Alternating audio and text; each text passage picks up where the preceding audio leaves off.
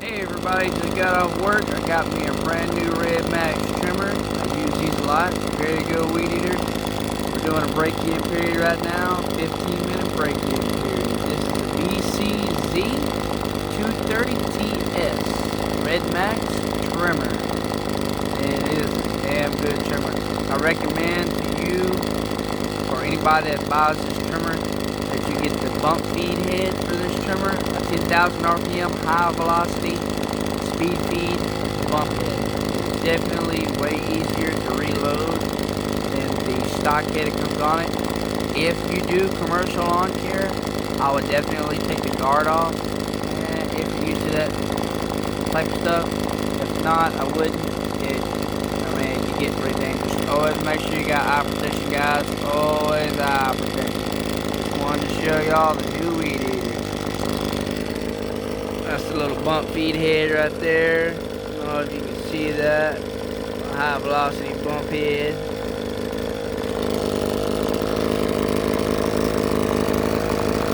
Running right now. If you get these, they also come with like a little baffle type thing right here. On the exhaust where you see this screw out. Just remove it. It's really just in your way. You can make the weed eater overheat. RedMax dealerships consider this semi-commercial residential weed eater. Usually their commercial weed eaters run like $400, $300, somewhere around that area. I've done lawn care 5 years. I've used these, they work perfectly fine, no issue. I do commercial things just the same. It's a very good trimmer. I definitely recommend buy it if you're in the lawn care industry. Yeah, that's pretty much it about it. Photo technology. This is where your spark plug is, obviously. I really like that they made this right here. They made these grooves. Because in lawn care, I usually hold my elbow right here. I hold my elbow right here. On the bigger trimmers, these little heads, they get tore up real easy. They get a little split right there. And they shock the crap out of you. And I mean, it hurts. It definitely hurts. This is your little safety mechanism right here so you can pull the trigger. If you don't pull that, obviously you can't, just be putting pressure on it. You can't do nothing, you pull this. Sometimes this gets stuck. It's usually because you get trash up in here like this. It's pretty open. You get a lot of trash and dirt and debris in here. This is so if you got a rack, you can hang it, in your truck or your house or whatever the case may be. You can slide this up and down. Little piece right here. I wouldn't really recommend moving the arm right here, the whole, handheld piece right here. Can't think of the name right now. I don't know why. Still a little gunshot of this. Unless you're used to moving this, I would move this unless you want to. If that's your type of deal, if that's your stuff. The stickers, took the stickers off. They usually just get in the way after you eat. Stuff gets real tore up, makes your weed eaters look trashy. You will get some residue on here. You can go get some. I would use. I'm trying to think of the name of it. They got some brake fluid, some really strong. Like fuel type stuff, to deteriorate all the sticky stuff on there. But yeah, man, nice, real nice, real nice. This is new that they got on there, obviously, that I see. This so if this little guard right here comes off, these won't tear your gas tank up as much. These do tend to get loose, these screws, they tend to get loose after a while. Keep an eye on that. It's got the easy pull rope. It's not really hard to start. Your choke right here. up is choke, down is open, middle is half. You very rarely use half choke on these. That's the little emissions compliance period right there, 300 hours. They can exceed that. Don't freak out. But usually when they exceed that, you want to make sure the carburetor's clean. You want to check the piston, make sure nothing's tore up, make sure it's not gunked up. If so, you can just clean it and still go. Randy's one of these that was 3 years old, ran pretty good. Never really had no issues out of it. Clutch, never really had no issue out of the clutch. It's a little better than the bigger ones. Those are pretty good. It can, with that 2,000 RPM speed head, can take out a lot of stuff like this. A lot of that nasty, thick crap, you know.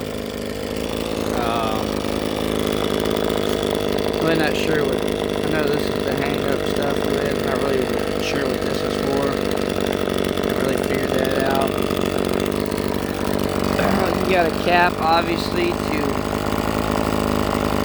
keep all this safe, keep trash and gunk out of there. If there is get trash and gunk out of there, and you feel like your throttle's a little hard to grab, a little hard to pull back, it's most likely because you got a lot of trash and soot in here. Air filters, check every week. Always check every week. Never fail to check your air filter. There's 2 air filters. Just a black, fluffy, not as stiff air filter. That's where you're going to collect most of your grass and dirt. Then you have a second air filter that's real fine. It catches the real small stuff, like the real small dirt particle stuff to keep from getting into your carburetor. There will get gunk and trash right here. There definitely will get gunk and trash right here. And that is because when you fill the sweeter up, you tend to get dirt on there after the gas spills on it. I don't know if you guys can see right there. That's actually the flywheel has fans on it to keep this motor cool. If you don't clean that out every week, this will overheat. Always make sure it's cleaned out. Always take these heads and grease them every week. These heads, they do not come with the Alamite, but you will right here. You will take this off and you can put an Alamite in its replacement right here. That's where you should put your Alamite. When you grease them, you grease the Alamite, you put the grease gun on the Alamite here, and you release this screw.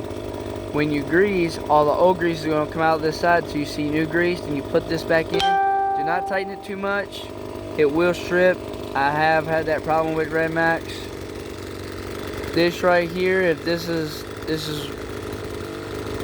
a little screw that's going to hold your plate on here to hold your guard.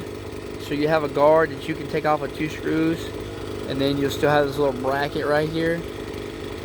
I've taken the bracket off. You unscrew this, it's going to have thread locker. You can take that off, put the screw back in. But this screw screws onto this shaft to keep this head from spinning back and forth. This screw also tightens up to hold this head on this shaft. Other than that, it's a real good weed eater. The 15 minutes is up. It can be ran. This weed eater is recommended to be ran with 50-to-1 fuel ratio with 89 octane. You can run it with 87 octane in your own choice of fuel. But I would definitely, it's your own choice on 2-cycle oil. Your choice on fuel. Between 89 and 87, they recommend 89. 87 works just fine. I haven't had an issue with it. Still always use it. Have not ever once come across the issue. 89 is just a little more clean, and probably have it run its best, but still never really seen the difference. Make sure y'all take care of these weed eaters, man. They'll do a good job. Definitely do a real good job. I'm going to put out some string and run it open. You have to do the break-in period. If you do not, you are liable to fry the rings, just so you know.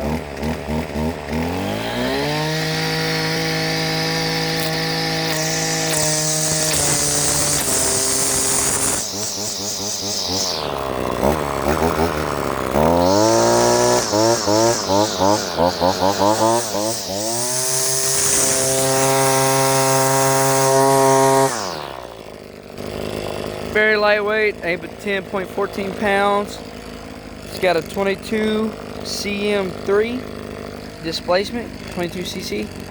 Pretty good lightweight weed eater. Definitely recommend it in the lawn care industry. You guys have a good day. Please go like and subscribe.